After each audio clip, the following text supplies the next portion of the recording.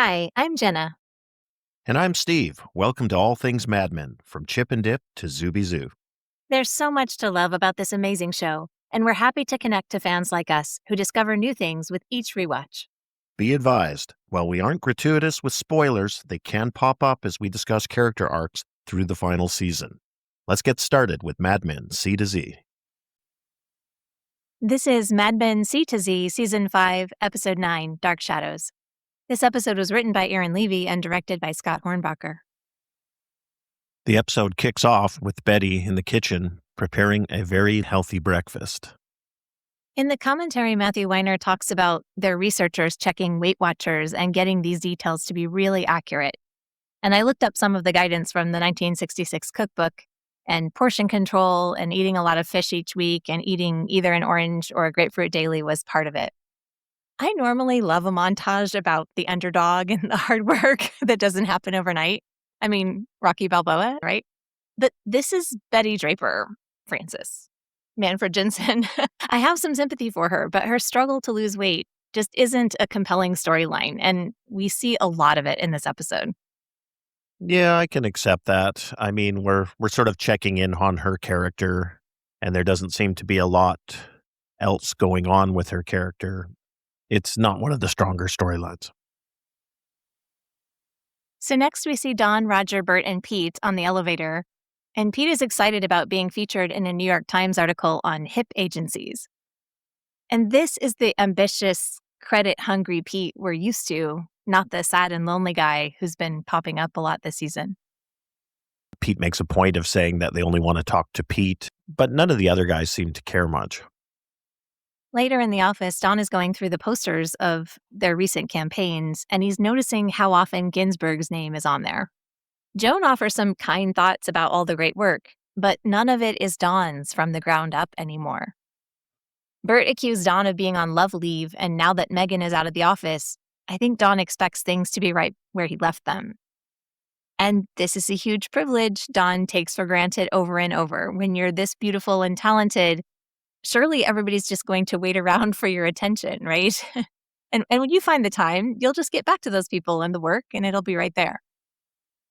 Having another strong creative in addition to Peggy and himself is great for the firm, and the firm is doing well. You know, we can see there's a lot of business across a diverse range of clients. So this is a very personal perspective Don's taking, and he doesn't seem to give much thought or weight to the responsibilities he has as the manager over this department. I'm nodding at you. You can't see it. Sorry. Not helpful. So next up, Bert visits Roger's office with a business opportunity. And it's a great detail because they both heard Pete bragging on the elevator earlier, so they enjoy keeping him out of this for now. And it's an even better detail that Bert doesn't know Roger and Jane are getting divorced. He thinks the fact that Jane is Jewish will help get the Manischewitz account. Roger goes, "Jane and I are getting divorced," and he looks at his watch and says, "Already?" Bert was never a fan of their relationship. Yeah, and similar to Don Draper coming back off of love leave and seeing how things have moved in his absence, it seems that Bert is just gradually drifting away from the business more and more. Next, we see Sally and Megan sitting on the floor of the apartment, and they're staring at each other in an acting exercise to make yourself cry. When I watch this scene, it makes me realize how rarely Sally's parents give her their full attention. Megan is including Sally in what she's learning for her class in an age-appropriate way, and Sally has been wanting to be included for such a long time. So it's nice to see somebody actually spending that time with Sally again. And Sally's impressed by Megan's ability to portray an emotion. So when Megan turns on the sad face, Sally is in awe that she can just make that happen. Meanwhile, Don is heading to the office on a weekend with no apparent pressing need to do it. But he kisses Megan and Sally on his way out. Everything seems loving. But it feels like Don getting back to his old life. He isn't sitting on the carpet with his family learning how to cry. Maybe he should get in touch with his feelings a little bit more, actually. But he's heading to the office, and he doesn't have to. In the office, it seems like Don is something less than productive, smoking, gazing out the window, walking around in the semi-darkness. As he goes to leave, he sees the light on in Peggy's office, so he goes in there to turn it out and notices the snowball work on Michael's desk. As he starts flipping through it and looking at Michael's various ideas, I think we can see the spark of creative reigniting in Dawn. Ginsberg's sketches draw him in so much that he turns the light back on and sits down to look through them. And it seems like he's surprised that Ginsberg's work is so good, even though he's the creative director. It feels like he should maybe be a little more familiar with Ginsberg's work and his process. Yeah, I think it's just in alignment with his love leave where he's been oblivious to so much, whether it's account management or the work of his own team. He's been missing in action. I think he can see the strength of what Ginsberg is working on. Next up, we see Henry and Betty in traffic, and they're waiting to get the kids back from Don and Megan. And you can see already in the car, Betty does not want to go up to get them.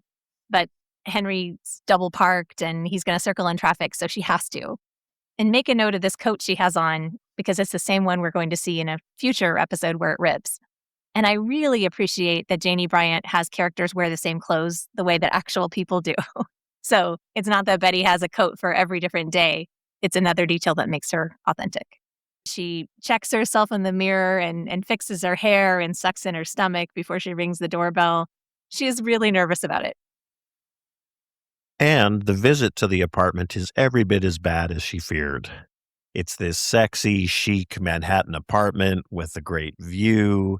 When she's in the apartment, sort of looking around, she can't help but see through the bedroom window Dawn's replacement wife, a younger, thinner version of her, getting dressed. So it's just ticking all the wrong boxes for Betty in terms of peeking in on her ex's life. And we know Betty's got some regrets and scar tissue about the relationship with Dawn, and none of this is helping any of that. January Jones has very few lines in the scene, but she does such a great job conveying her jealousy and her insecurity and frustration non-verbally. In addition to just general jealousy about Megan and Dawn and this apartment, I suspect Betty would have loved to have lived in the city instead of the suburbs. Because remember how excited she was about the idea of living in London and having a nanny when Dawn thought the Brits were going to move them there. So to see Dawn living the complete opposite of their life together with somebody else, that's rough for her. And then to see Megan changing and how skinny she is when Betty's trying to lose weight. This is, I think, another life, another opportunity Betty could have had, and seeing somebody else have it. It's not the most attractive look that Betty is so spoiled, but she just really can't handle somebody else having something she wants, just like Pete.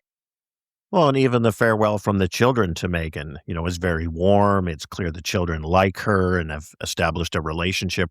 So Betty's got nothing here to cling on, and it seems like she's losing on all fronts, and that's just piling up on her emotionally. I wouldn't want to be in the car with Henry and her driving back after they picked up the kids. No, and you'd think if Betty sees Megan genuinely liking the kids, that would give Betty some relief, that the kids are okay. And instead, she's jealous that it feels like Megan is doing everything better. Betty's interactions with her kids are mostly scolding or performative attention. So to see Megan having genuine affection for them and kissing them goodbye and, missing them, granted, it is easier to watch kids for a weekend like Megan does than to care for them day in and day out like Betty does, sort of. I guess she kind of cares for them. But it's a shame that Betty isn't a better human here. Well, and Betty measures everything by appearances. So, a bit of advice I've heard in my life was if you're going to be jealous of someone, you have to be jealous of everything. And that's helpful because often what we're jealous of are certain aspects of a life, and we don't give thought to all those other aspects that we're not jealous of, or even we're grateful that we're not subjected to or don't have to make that kind of commitment. And it helps create a bit of balance, I think. In this case, Betty is looking at all the hallmarks of a happy second marriage and a new life in the city, in the apartment with the kids. It's all those surface things that she can sort of observe from this quick visit to the apartment with no thought about anything else about how the relationship may or may not be all that in a bag of chips. And we should mention in the DVD commentary, Matthew Weiner talks about how this episode is primarily about people having envy and wishing you had what somebody else has. At the same time, other people might be envying what you have and just the inability to appreciate, basically, which is funny given that the episode is set at Thanksgiving. Sally had asked for colored pencils, but she never got them because Don never came home for dinner. He didn't pick up colored pencils on his way back. He didn't even see the kids to say goodbye because he's in his office and he's brainstorming ideas for Sno Ball. We haven't seen Don doing this kind of brainstorming work on a product in a long time. Yeah, Dawn seems rusty, but I think the point of the scene is just to show that creative process and that he's immersing himself in it, putting in the time. It's after hours that he's doing this. This shows where his focus is now, and he's turning back towards the business, back toward his origins in creative. When I first heard them talking about Sno Ball as a product, I was more familiar with the Hostess product, the cream-filled chocolate cake with the pink coconut exterior. This Sno Ball is different. This was a real product from Pepsi, and it was like a slushie. I know everybody was wondering that, but I did look that up because I was curious. So next, Betty gets home after picking the kids up, and she runs straight to the fridge for a can of spray whipped cream. She sprays a giant swirl directly into her mouth. This is going to be the cure, right? That solves all of her envy. You know, a lot of us at some point or other try to eat our feelings or find, comfort in favorite foods. So even in this, she can't really succeed. She does that, but then she realizes what she's done and goes over to the sink and spits out a bunch of it. So even in terms of this escape, she's not fully committed to it, and I think it just signifies that she's caught between looking backwards at the life she had and that's gone, looking at the life she has, and then now this unhelpful and unconstructive measurement of it against the life that she thinks Dawn and Megan have. For me, this is probably the most interesting part of all the weight loss scenes in this episode. I'm really proud of Betty that she overcomes this because we could see how difficult and how envious and how much of a struggle that visit to the apartment was. So the fact that she spits the whipped cream out into the sink, she stays with her weight loss plan, that feels like she's reaffirming her life and trying to make the best of it. What's the point of sticking to the diet? To be thin? And why do you want to be thin? Because that's the way you want to be and it will make you happy. So you can stick to the diet and be unhappy. It seems kind of circular and self-defeating to me. Not to say go binge eat every time you have an emotional shot, but I don't feel like this is a success or an achievement for her. I think she's just stuck in this trap, and she's not winning emotionally, no matter what she does. No, that's a really good point because the fact that she believes being thin is going to be the key to being happy has always been misguided. That definitely can't lead her to any kind of fulfillment. So it is an empty pursuit for sure. And even, the stuff you can't change, so she can manage her weight with enough discipline and effort, but she's getting older and that's something she can't fight. And I think clearly when she was looking at Megan, she could see the age difference there, and there's nothing she can do about that. Well, maybe we're being kind of hard on Betty for for buying into societal expectations because this idea that younger is better is also a problem, right? Because if Betty had any substance to her, she would have acquired some wisdom and some compassion and some generosity. And we don't It see that in her at all. And it's funny how in young, thin, mean Betty, we accept things from her.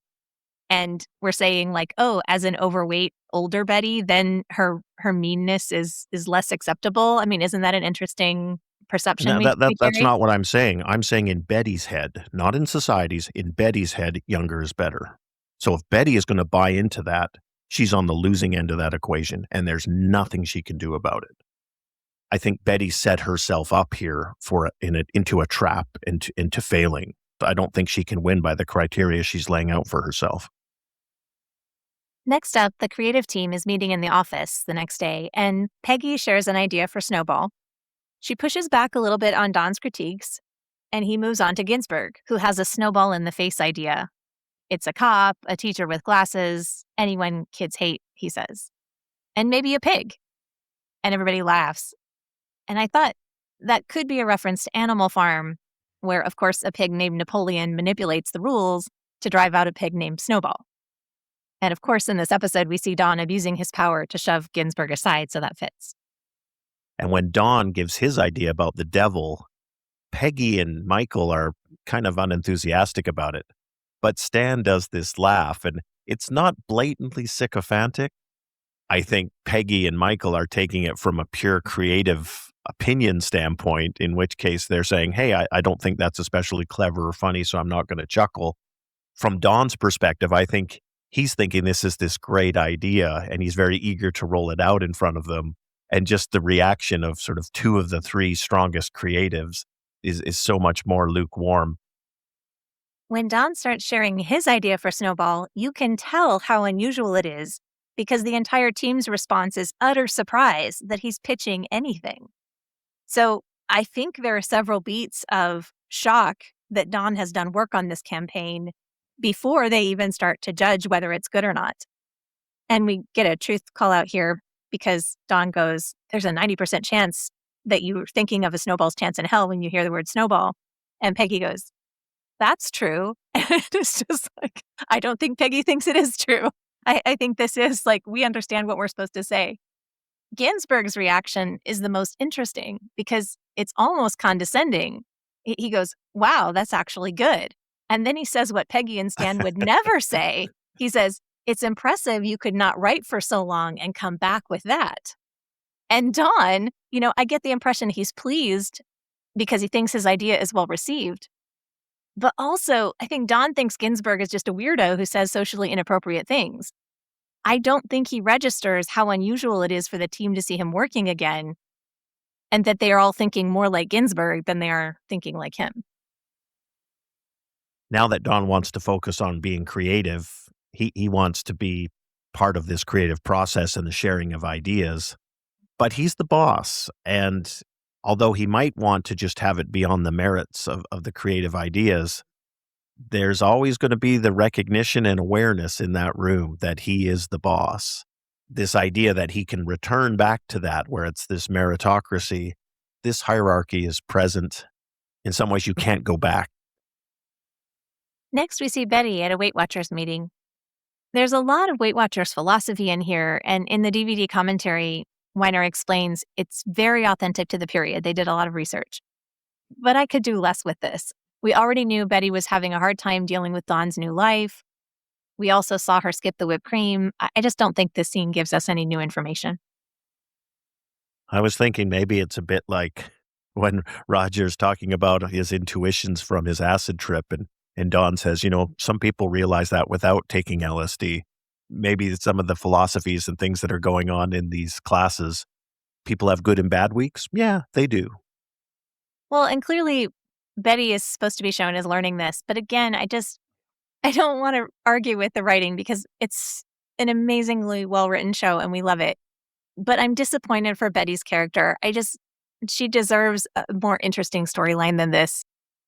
Yeah, are you saying this character is smarter than this and more self-aware than this? And it feels like she's been simplified and dumbed down a bit to serve the arc of the plot in this particular episode.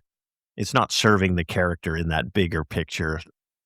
Yes, and I don't need Betty to be a hero. It's okay if she is shallow and imperfect. She doesn't have to be a good human. But there has to be something more interesting to say about her than how she looks. So the show disappoints me. Yeah, she's smarter than this. The character, they built up a character that's deeper and more nuanced than this. Even if they want to run with this weight thing, because I do think that is a common struggle that many of us have faced. Add in the other piece as well, because this alone is not sufficient. I do want to mention the Weight Watchers leader is played by Kate McNeil, and she's been in a lot of projects, including Space Cowboys and As the World Turns. And she was also in the movie Glitter with Mariah Carey, which I am so proud to say we actually saw in the theater. So we are clearly connoisseurs of fine art. The next scene has Megan helping out one of her friends who's auditioning for a part. And keeping with the themes here of jealousy, and also I think this notion of you can't go back to what you may have been in the past. We see both of those frictions arise here as Megan kind of laughs and mocks the part. The friend can't look at it that way. To the friend, this is their way of earning a living. They desperately need this role. The friend doesn't have the luxury of dismissing it. And that brings up the larger point of Megan's privilege in that she's married to this wealthy executive. She lives in this beautiful apartment. So yeah, she wants to be an actress and she's going to feel that pressure of being judged and the disappointment of not making roles. But that doesn't mean she doesn't get to eat dinner that night. And clearly for Megan's friend, that she's facing an entirely different calculus. I think Megan is a little insensitive here. I think that's true. And Julia's point is true. Megan doesn't have to wait tables to feed herself, unlike a lot of actors auditioning around town. But I appreciate that Megan admits she can make fun of the soap opera and she'd still do anything to get an audition for it. So her jealousy is honest. It makes us like Megan a little bit more that she is that forthright. Yeah, she seems like a real straight shooter. She owns up to it fairly readily. But Megan also isn't weak. So just like she gave Betty a biting comment about, well, I think you've seen most of it when Betty was snooping around the apartment a little. Megan gives another one here to Julia. She says, "What should I bring for Thanksgiving?" And Megan goes, "Something sweet." Like, don't bring your tone back to Thanksgiving. So it seems to me she's calling people out for wrong behavior instead of accepting it passively. And then she moves on. And both of those things are unlike Betty, who silently seethes, right? And then resents people forever. I wanted to mention, I'd never heard of this soap opera before, but Dark Shadows, this Mad Men episode title, was an actual supernatural soap opera in the late 60s. It was created by Dan Curtis, who later directed a 1974 Dracula movie starring Jack Palance, as well as the TV miniseries The Winds of War. So if you want to go on a supernatural soap opera binge watch, Dark Shadows is there for you. Next, Roger calls Ginsberg into his office. And I really like this little joke when Roger says, "It will involve a client dinner." Ginsberg takes this Agatha Christie voice and he goes, "And murder." And Roger is not amused, but I was. Roger wants Ginsberg because Ginsberg's Jewish. So he mentions how he's the right guy for the job, and he also doesn't want Ginsberg telling Dawn about this. And Michael's smart enough to clue in that if it's on the down low, then he's got an angle here to get some money. So he's able to squeeze $200 out of Roger. Very reminiscent of earlier work that Peggy did on the sly for him. Roger has this awful line about how Manischewitz wants to sell the wine to normal people. And then he goes, "Well, people like me." What exactly about Roger is normal? And then Roger basically admits it's all about getting the best of Pete Campbell because he says, "Well, Michael, when a man hates another man very, very much, sometimes he wants to know that something is his, even if in the end he has to give it up." And he says the work is for Mr. Cooper, and we're supposed to believe Roger is so relaxed and enlightened now. But I guess it's really hard to let go of hating Pete. If we're keeping score, Roger ends up paying Ginsberg $200, Peggy got $400 for Mohawk, Harry got over $1,000 for switching offices, and Caroline got $50 for sitting closer to Roger's desk. At the Francis household, Betty finds Henry up late cooking a steak because she's been making fish so often. This scene is supposed to be nice. Betty and Henry are sitting down together. He talks about his work. He mentions the 1972 presidential election. And Betty tries to say something supportive. So I feel like she is trying to reinvest in her life. So Don can have his chic Manhattan apartment, and she has this giant castle and this political star husband. And she's trying to see and appreciate what's in front of her. But she doesn't say anything witty or meaningful. And again, I wish there was more there for her. And Betty's kind of flipping the Weight Watcher advice here, good weeks and bad weeks. Henry's bet on the wrong horse, and And Betty's very comforting and reassuring here. So I think she's a good partner from that perspective. And then even Henry, he's trying to, be gentle about the fact he's sick of eating fish as he cooks a steak in the middle of the night. Often when we see Henry, he's doing a pretty good job of being a pretty good partner for Betty. Yes, I think in every scene you can see he really loves her and he cares about her. Next up, Roger calls Jane and asks her to show up at a dinner for Manischewitz. In exchange, she wants him to buy her a new apartment. We get a truth call out and we learn that Roger's been telling Jane fictional things she said when they took LSD, like swearing to always be there for him. And we can see some pain coming from Jane, even though she's definitely about keeping score and getting hers. She's not light and free now that they're separated. She makes a dig about taking Joan to dinner instead of her, and we never knew what she knew about that for sure. She talks about having painful memories in the apartment, so she wasn't entirely using Roger for his money and influence when she married him. That makes her more sympathetic as a character for me. One thing I like about Roger is Roger knows when he's been beat. And here, when Jane kind of digs in on wanting a fresh start and a new life, and in order to do that, she needs a new place to live, he concedes the point fairly quickly. And his quip is that it's the most expensive dinner in history. This is not a hill to die on.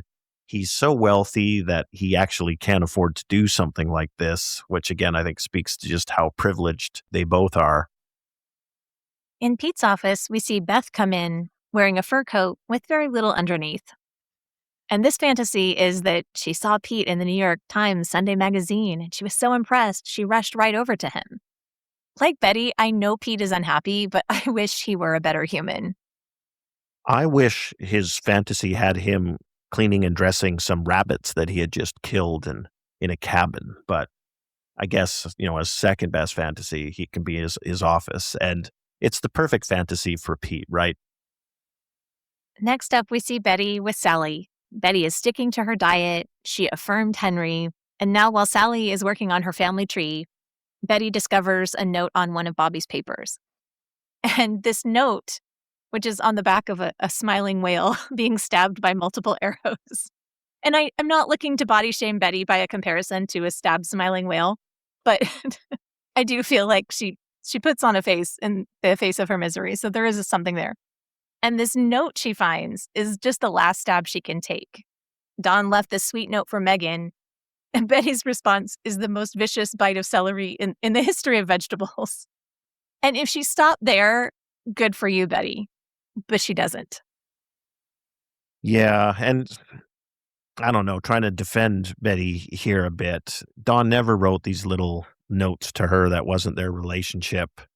It really hurts her more than the chic apartment in the city, hurts her more than the thinner, younger wife. And we know that Betty has idealized Dawn's life post-divorce as well. So even when he was deep in his alcoholism and very, very lonely, she couldn't perceive that. She thought he was living the life he'd always sought. So at this low point, she weaponizes Sally here by mentioning that the family tree doesn't include Anna Draper. And of course, Sally knows nothing about Anna. And all Betty has done is teed it up and says, well, you should ask Megan about Anna Draper. So she's undermined Dawn in the eyes of her daughter because there's this secret that he's never shared with her. And she's pulling Megan into the middle of it when it really has nothing to do with Megan. I wonder if Betty thinks Megan may not even know that Anna existed. So she's trying to get Dawn in trouble with Megan as well. I agree. Betty thinks Megan doesn't know about Anna. And this is her squashing this love note business and trying to throw a wrench in the way that the discovery of Dawn's past was so awful for Betty. We don't know when or how Dawn told Megan, but after his birthday party, she referred to him as Dick Whitman. So she has details Betty had to pry out of a drawer. Betty just wants to inflict damage, and she doesn't care if Sally suffers because of it. And you can see how curious and worried Sally's reaction is, and Betty's just chewing on her celery. And it's one thing for Betty to, wage this kind of warfare against Megan and Dawn, but the collateral damage here is Sally. To use your daughter in your attempt to get back at your ex, it's an awful look for Betty. Next up, Ken and Harry are looking at the creative work for Sno Ball with the team, and there are two ideas. They deliberately don't say which idea came from which person, and it's notable, I think, that Peggy doesn't try to sway the team toward one or the other. If Pete knew which one was Don's, I think he would always choose that one. But he ends up pointing at Ginsberg's and he says, this one's funnier. So they end up deciding to lead with Ginsberg's and take both options to the client. The team decides to lead with Ginsberg's and take both options. And there's no debating that. That was the team decision. Okay, but it isn't a democracy. So I get it. The team clearly expressed their preference, and the preference was for Ginsburg's. But as we've seen in many, many other decisions and circumstances, they're not all equal. Don Draper is in charge, and he represents creative, and I think ultimately he has the managerial decision. Now, if he wanted to go a different way, should he put his foot down there and clearly communicate it to the team at that time and place? Yeah, maybe that would prevent a misunderstanding or whatever. But does Don have the right and the privilege of deciding whether to present both or neither or whatever? I think he does. That is his authority to do so. He's the boss. Sure, he's a partner, but he wants to pretend this is about creative, and it isn't. Agreed. But who constitutes the team? So we've had all this friction between accounts and creative all along, when we've been told all along by creative that, well, they don't know anything, they're just account people, blah, de blah. When it comes to the meritocracy of creative, if that's the illusion that's being presented here, then that's, down to Stan, Peggy, Michael, and Don Draper. And then again, it is not a democracy, it is a hierarchy. And at the top of that pyramid is Don Draper. I know this is to the side of where we are, but for the record, even though everybody likes Ginsberg's idea in the room, and we're supposed to understand that he's a brilliant creative, I personally dislike slapstick comedy. I don't think this is a super genius campaign. I just think throwing a snowball at somebody in the face is about the most basic juvenile humor ever, but they do talk about it being a big laugh for kids. And so for this particular product, I accept it's an idea they all reasonably think will sell well to the client. If we're going to argue on creative merits and brilliance, it seems like kind of a low entry point into sophisticated advertising campaigns. Which is an ironic lead in, because the part that I liked about it was at the end of the scene where Ginsberg is gloating about the fact that his idea has dominated. Ginsberg quotes Ozymandias. What makes it funny is that Stan tells him to read the rest of it, because, yeah, it's about these great works, but it's also talks about how they end up resulting in nothing and it all goes away and you're left with nothing. I just think that's the perfect response to Michael, because he is getting a little full of himself now that his ideas seem to be carrying the day. Yes, his line is, "Look on my works, ye mighty, and despair," in the opening of the poem, but the whole thing is about the decay of power and ego. So I'm kind of surprised that Stan has read that poem, to be honest, but Yeah, I think that's a bit of a stretch. I'm not sure Stan would be familiar with it. I had the good fortune of going to Luxor, so I've been to the Ramesium, which is where this poem is based, because it's kind of a wrecked temple, and you've got the statues with the heads falling off and the rest. And it was a personal thrill to be in that place that inspired this famous poem and see it for myself. So I've always treasured that visit to the Ramesium.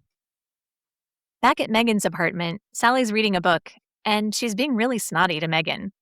When Megan asks what's going on, Sally asks about Anna, and she feels betrayed that Megan's keeping secrets from her. And of course she does. Her parents have been very loose with the truth over the years, and now here's another adult she trusted who wasn't honest with her. Yeah, and Sally's in those difficult years where she's both child and adult. She's trying to figure out who she is, and she's surrounded by these flawed people who don't have the best track record. I think the tragedy of this scene for me is I think Megan has really been a friend to Sally and done about as much as one can do as a step parent to support her and be there for her and build that connection. So to have that undermined and burned down by Betty's little game. It's so tragic because Sally deserves better than this, and Megan's hurt by it. But Megan's an adult and will get through this on the other side. I think the damage for Sally is more profound and more enduring. Megan handles Sally's meanness pretty well. It's hard to be a step parent and know when to offer advice and discipline and when to step back and defer to the original parents. And I also think the insult Sally delivers is really perfect for her age. If you have ever worked with middle school students, it is a joy to be let into all the energy and growth and potential. And it also means being a casualty of people who are sometimes at their emotional limit. So personalizing the "are you going to make yourself cry" insult, taking something Sally and Megan did together and making it into something contemptible. That's so spot on for how somebody Sally's age would target Megan. And I think your point about Megan handling this very well is even more apropos because this is probably the first really vicious argument that the two of them have had. So Megan doesn't have a track record of dealing with the teen. I think Megan acquits herself about as well as she could hope here, but you can see Sally has scored hits here, and that's Sally's intention. And just that glare from her, again, I think the acting is really spot on in this scene. Next, we see Betty back at the Weight Watchers meeting. She's discouraged about not losing weight, and the advisor is saying we should fill ourselves with our children, our homes, our husbands, instead of food. And you can see Betty knowing she's supposed to be grateful for all she has, and she's still miserable.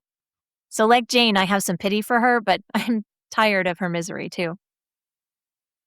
Yeah, and I think this is her fatal flaw, isn't it? She just doesn't take the advice of society or the expectations and the norms and run them through her own personal filter and find her truth. She chases what she's told to chase, and she has issues and struggles to get there. That's such a trap, and she just can't get out of it. It's a plastic cage that she's allowed to be built around herself. There's a bit of vindictiveness, I think, as I see her struggle with it and think, you deserve this because you haven't extended some of that grace and kindness to the people dear who should be dearest in your life, like your own daughter. Obviously, Don is not happy when he finds out Betty told Sally about Anna, or that Megan said anything about Anna to Sally. We've seen him like this a lot in the second and third seasons, but Megan talks him down, and Sally overhears. Megan is 100% right. She says, if you call Betty, you're giving her the thrill of having poisoned us from 50 miles away. And that's exactly what Betty wanted. Betty keeps letting Don's actions seep in and poison her relationship, but Megan is helping Don keep a firewall around theirs. And Megan was totally put on the spot, did the best she could, I think handled it about as well as anyone could hope. So this anger we're seeing of Dawn towards Megan in the moment is totally unwarranted. It's a painful scene. And I think if Betty could have spectated it in some way, she would have been thrilled with the first part of it and then probably doubly miserable by the back half of it. One of those rare Don Draper apologies. I actually wrote 2 exclamation points after the word apology in my notes for the scene because it's so rare that Don does that sincerely. And it feels like a sincere apology too, right? Like he sees how he flew off and let his emotions run away. An apology like that is worth so much more than just mouthing the words because you're supposed to. I think he truly is apologetic. And it's so believable. Sally would listen to get more information, real information. And you know she isn't going to be happy that Megan told Dawn about it because she wanted Megan to keep that a secret. But you don't know yet exactly how she's taking in this information and what she thinks about it. Yeah, and I kind of love that about the scene because, again, Sally is both child and adult at the same time. At the office, Peggy is working late, and Ginsberg comes in, hoping to work on Manischewitz in secret, but totally spilling the details instantly to Peggy. And Peggy is jealous that Roger went to Ginsberg instead of her. Did you think that envy seemed justified on her part? Given how hard she's had to work for what she has, his gloating and arrogance, I think, about his successes in such a brief period of time probably rubs her the wrong way. And then again, she's done such great work in the past, and especially for Roger, the fact that he didn't come to her. And she doesn't know the Jewish angle here at all, because I don't think Roger gave a second thought. The next morning, Don wakes to a phone call from Pete. The New York Times article came out, and they were not included. And we know this was part of Pete's fantasy about Beth, and I think he hoped Don would share in his misery. But there's nothing Don can do about this, and he gets irritable and he ends up hanging up. Again, it's just not great mentoring to bark, "Don't throw your failures in my face." But it is another example of Pete looking to Don to be his friend, and he just refuses to be. Well, and Pete is the guy who earlier, at the prospect of being in the article and being one of the hip firms, was so happy that they didn't even need to talk to Don Draper. They were going to interview him. But when it goes bad and he's excluded, then suddenly it's like, well, let's commiserate together, Don, about, not being in this article. I like the fact he kind of shuts down Pete and hangs up on him, although you can see him pull out the article and start looking through it to see what is in it. So his lack of interest perhaps isn't exactly what he's portrayed it, at least to Pete's face. There was a real article in the New York Times on November 20th, 1966, about advertisers as philosophers. We'll link to it on our website for this episode page. In the real article, the part that Pete says is the kicker on page 170, it's somebody saying, "Most of the ad business stinks." Next up, Don confronts Sally. He isn't totally honest about Anna, shocker, but he does take responsibility for the misunderstanding, and he tells her an abbreviated version. And when Sally connects Anna to the house in California, Don admits that's true. Do you feel like Don would have been a better parent if he had told Sally more of the truth? Don leads off with telling her that she's a little girl. Sally doesn't want to be a little girl, and there's a lot of aspects of Sally that aren't really little girlish at this point, and Dawn seems to be lagging and not really catching up to the realities of her ability to think and observe and understand things. So by underestimating her, I think he diminishes the information he gives her and her ability to handle it. And just like having told the truth to Megan previously inoculated Megan from this surprise of Anna Draper. Yeah, you should tell the truth for ethical reasons and all the rest, but I think it serves a great practical purpose here with her daughter, especially in a circumstance where Betty seems to be trying to weaponize Sally against them. The part that hurts me here is where Don reciprocates that weaponization when he says directly to Sally that her mother doesn't care about her, she just wants to hurt Megan and Dawn. That may be true in this circumstance, but I wish he didn't say that to his daughter because Betty is her mother, will always be her mother. For me, I don't know if it would make the most sense to tell Sally every single detail, but the timing matters. Telling Sally sooner about him, that's important. This is an important part of Dawn, and the story should come from him. And he put that off so he could still be a hero to her. We hit Betty for thinking only about her image. But Don, whether Don is pretending to be apathetic to Pete about bad news or pretending to be perfect to his daughter and his wife and whoever else he wants to impress, he's very much about image too. Yeah, and in her commentary, Aaron Levy mentions that there's a shift in the way Sally talks to Dawn. And I think in this particular scene, we really see that. Dawn is trying to dumb this down and talk down to her as a child. And I think Sally is the one who forces it up to say, no, I can understand this, and you're going to have to give me more substance here. I love at the end of the scene when Dawn says an adult would apologize to Megan. And I think that's a great read on this. And now he's set up one of the things that I think makes an adult, right? Taking responsibility, taking ownership, and doing the right thing. Next, Peggy and Roger are in the elevator together, and Peggy makes her displeasure known. Why didn't Roger ask her to do the Manischewitz work instead of Ginsberg? And when Roger says it's because Ginsberg is Jewish, that offends Peggy because as a professional, she writes for all kinds of audiences and products, and she points out she did great work on Mohawk without being an airplane. That Roger says, "Were we married?" And then he laments not having an executive elevator. I also like the generation split here again, right? Peggy's bought into this young generation with these aspirations for, a colorblind society and a society where anti-Semitism isn't, as prevalent, et cetera, et cetera.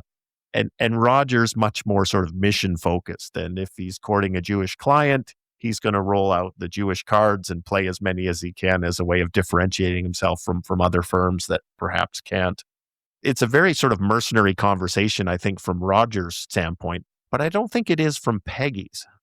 And when Roger wraps up with "it's every man for himself," it's not the best example of executive leadership. It's interesting she feels so free to express her displeasure directly to him because she doesn't report to him and he is a full partner. It does seem a little ballsy of Peggy to come at him this way. Perhaps, but I think it's also indicative of the powerlessness of Roger Sterling. Roger can't fire Peggy. If he tried it, he'd have to go through Dawn. On the way to the snowball pitch, Don deliberately leaves Ginsberg's campaign in the cab. Talk about low moments. This is just embarrassing for him.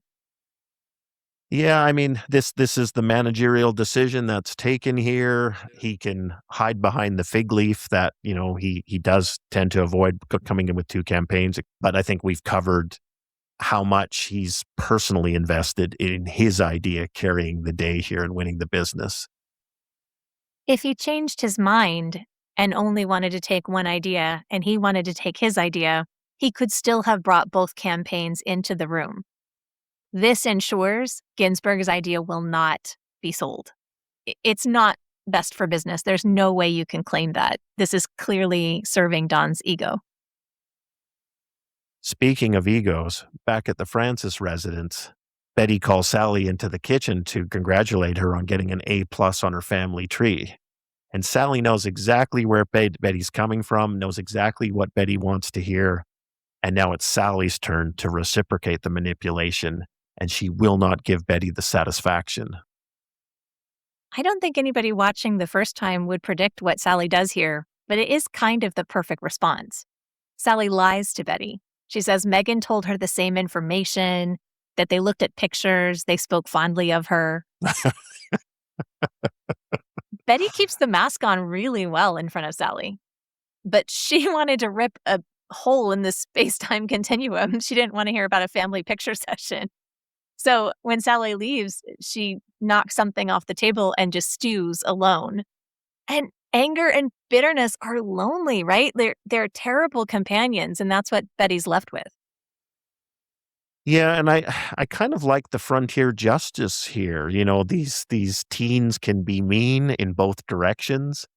She knows darn well this is going to drive her mother crazy, and she does it anyway because I think Sally probably resents being manipulated and weaponized the other direction. So now it's boomeranged back around on her, and I don't have a lot of sympathy for her character in this lonely moment, as you point out. Next, Roger and Jane are at the dinner for Manischewitz. Roger shares Ginsberg's campaign idea, he compliments Jane, and then the younger son of the client shows up. He says he'll split Chateaubriand, which is a steak served for two, and Jane is up for that. And there's a really cutting line when Roger says, "I thought you liked the crab rangoon," and Jane says, "I just had some." So Jane won't be lonely very long. It's a great scene, too, because we see Roger trying to get the Manischewitz patriarch on his side.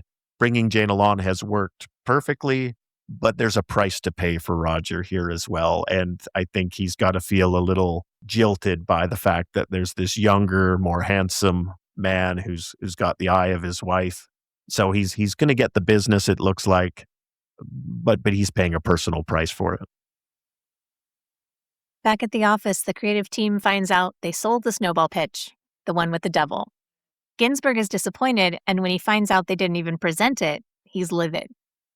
And Peggy, who I think would normally be bothered by the injustice, seems a little bit satisfied to see Ginsberg unhappy, since he got Roger's secret account and she didn't. Yeah, absolutely. I think Peggy shows a little schadenfreude. Ginsberg has been gloating, has been puffing himself up around there. So it makes sense to me that his fellow creatives are not exactly upset that he's taken a little stumble here. In the cab on the way back from the dinner, Roger convinces Jane to show him her new apartment, and they end up having sex. And I'm slightly surprised by this because Roger was so happy to be free of her, but in an episode that's all about people being jealous, it makes sense that seeing the younger guy's interest in Jane makes him a little more interested in her again, and she is gorgeous. Yeah, she's so gorgeous in these scenes and then the following scene, like the next morning. And she seems hesitant to get involved, and this interaction isn't purely physical or an escape. There is some sentiment here that is going to affect both of them. And if Jane didn't care about Roger at all, it would be so much easier, but she really did have feelings for him. So even though they both know better, but she slips. This is something she's lost, and, it feels like he can grab a piece of it one more time. And speaking of conditional morality, the the next scene cuts to Pete on the train chatting with Howard. And Howard's blabbing on about spending time with his girlfriend in the city and being trapped with his family in the suburbs. Pete can be so judgy, even as he gets so offended when others judge him. He's had an affair with this guy's wife, and now he's judging the fact that this guy doesn't respect his own wife. And Howard makes a comment about, I guess the grass is always greener in response to Pete's provocative remark that maybe he'll go to Howard's house and screw his wife. It's a perfect Pete moment. I feel like the fandom should throw a little more disgust Howard's way when we're all hating on Greg and Lou for what it's worth. You can't miss Howard talking about being trapped with his family for Thanksgiving, and Pete is so disgusted on Beth's behalf, and Pete feels trapped by his family too. Maybe Howard should go to Trudy's place, and then Pete will go and spend Thanksgiving. Maybe that's what it is. We're advocating for wife swapping here. I'm surprised that you are, but your point's heard. That's another podcast. I'll talk to you later, Gerald. Excuse Back me. at the firm, Ginsberg's in the elevator with Don Draper. I love this scene because we know Michael is a loose cannon, and now he's going to take a run at the king. It bothers me that the two most famous Don Draper memes are used so widely to express insults out of context. And we talked about the first one in the suitcase when Don tells Peggy that's what the money's for. So it's easy to grab it and laugh, but really she has a valid complaint against him. And here with Ginsberg, Don is a liar and a cheat. I feel sorry for you. I don't think about you at all. He does think about Ginsberg. He thinks about him so much, he'll spend an evening away from his family looking through his sketches. He'll spend team meetings trying to make colleagues prefer his idea, even if his idea is not the best one. So we can say, I don't think about you at all, and laugh at what a great throwaway line it is. And we don't want him to crumple. He's our lead and everything. But the truth is that Ginsberg is right to pity him. Ginsberg has a million ideas, and Don had to cheat to win this round. What I'll say is I think Don's comments are designed not to reveal anything to Ginsberg and not to show Ginsberg that he is scoring, he is landing punches here. And to me, it really parallels the earlier conversation where Sally does that with Betty and denies Betty the satisfaction of feeling like her little plan has worked. Like you mentioned, Don's untruths and presentation are designed to show like swatter off a duck's back, and he doesn't think about Ginsberg, and it's just Don running his creative department the way he wants to. We know that's not true. It's only as Don walks down the hallway and we can see the fake face replaced by the less happy, less content face. It's ick on Don Draper's face. You can see it clearly as he walks away from Ginsberg. He knows he did him dirty, and he's ashamed. And he should be. In the next scene, Roger and Jane are having a morning after in her new apartment, and once again, he's cheerful and she's teary that this happened. What did you think about Jane's reaction here? I'm of two minds on it because I think there's this privileged, spoiled brat aspect of, oh, I want to start a new life and having a new apartment to start my new life. But I also have this emotional sympathy for her in that she's trying to separate from Roger, and we know that she had real feelings for him and she's hurting from this breakup. I think there is a point to it that it serves to sully this possible new start and break with the past. And I think as she confronts Roger with it, his reaction, he doesn't dismiss it and concedes that it really was an awful thing to do, and he feels terrible about it. I was very surprised by Roger owning that or receiving that and acknowledging it from her. I didn't expect that from him.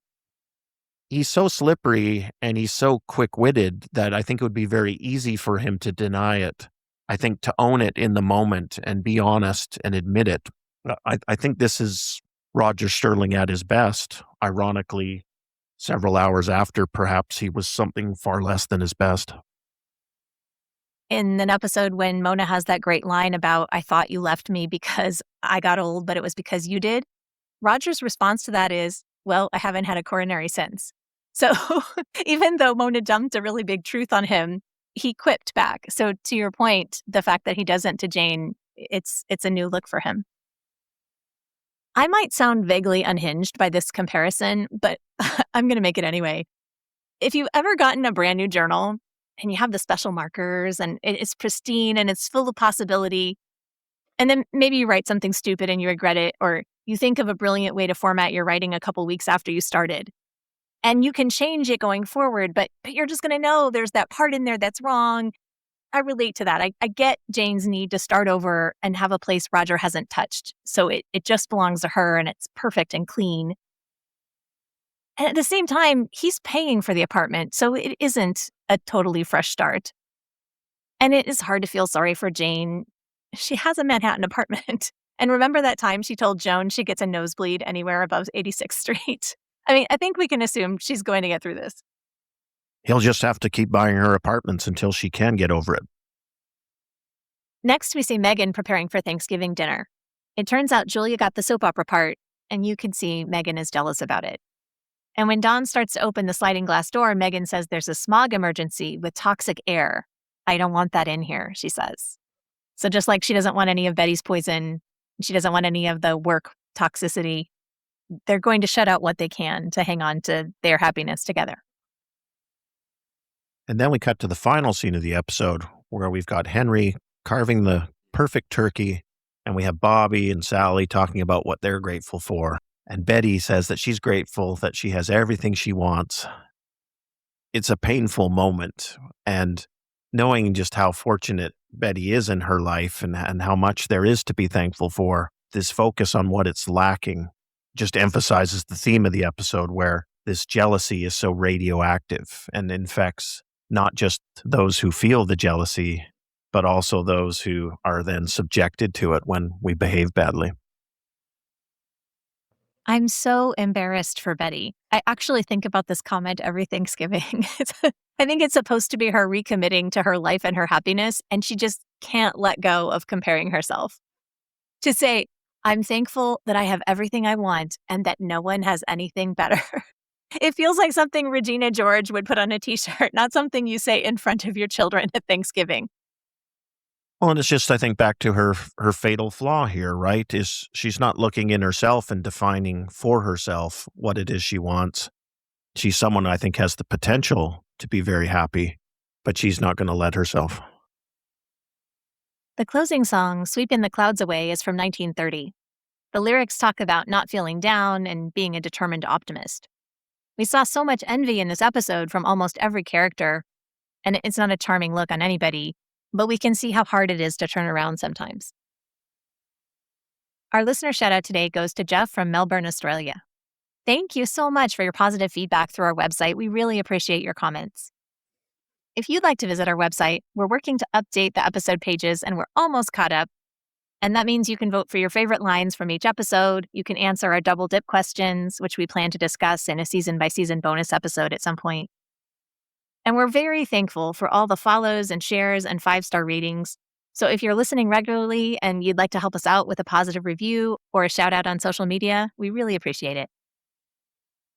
That's it for this episode of All Things Mad Men, from Chip and Dip to Zooby Zoo. Visit our website, madmenctozee.com, to vote for your favorite sterling lines and to share your opinions on our double dip questions for each episode. You can find us on Instagram and YouTube at madmenctozee, and please listen, like, and subscribe.